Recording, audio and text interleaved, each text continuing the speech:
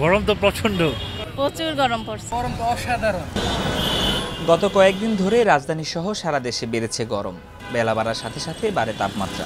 রাজধানীর সড়কগুলোতে যানজটের পাশাপাশি তীব্র গরমে অতিষ্ঠ হয়ে উঠেছে নগরবাসী। রবিবার রাজধানীতে সর্বোচ্চ তাপমাত্রা রেকর্ড করা হয় 37 ডিগ্রি সেলসিয়াস।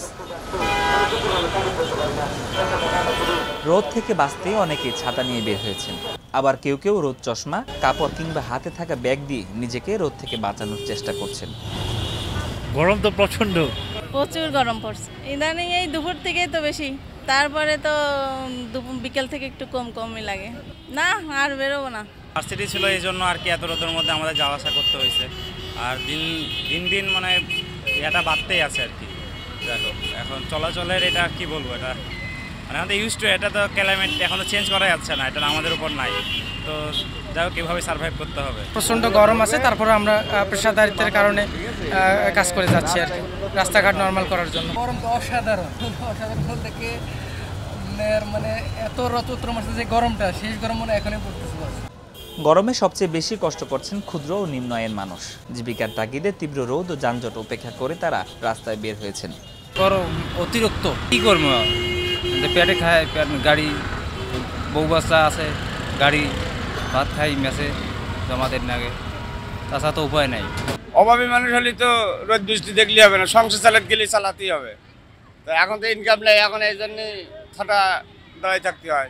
বহুত রোদ কড়া, কষ্ট হয়ে যায়, এভাবেই চালাতে। না চালে খাবো কি, পেটে তো কিছু নাই, এবার কষ্ট করে খাওয়ার লাগে। অনেক কষ্ট ভাই, রোজা রাখি তো, রোজা রাখলে আরো গলা শুকায় যায়, মানে অনেক পরিশ্রম হয়ে যায় আর কি। এই সংসার চালাইতে হয়, ফ্যামিলি আছে বা পোলাপাইন আছে, তাদের নিয়ে চলতে হইব না, মানে গরিব দইছি কাজ করতে হবে। এই 2-3 দিন ধরে রোদটা বেশি, খুবই কষ্ট হচ্ছে। এদিকে আবহাওয়া অফিস বলছে সারা দেশে আরো বেশ কয়েকদিন এরকম তাপমাত্রা অব্যাহত থাকবে। এছাড়া আগামী 3-4 দিনের মধ্যে রাজধানী সহ দেশের কোথাও বৃষ্টির তেমন কোনো সম্ভাবনা নেই। সম্ভাবনা আগামী 3-4 দিনের সম্ভাবনা প্রায় খুব কম।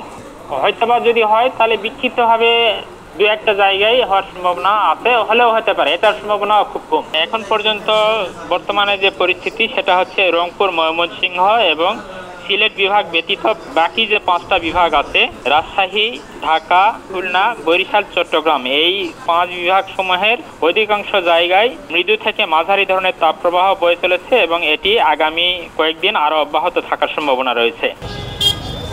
নগরবাসী বলছে তাপমাত্রা না কমলে কিংবা বৃষ্টি না হলে জীবনযাত্রা কঠিন হয়ে পড়বে। ফরহাদুর রহমান, প্রতিদিনের বাংলাদেশ, ঢাকা।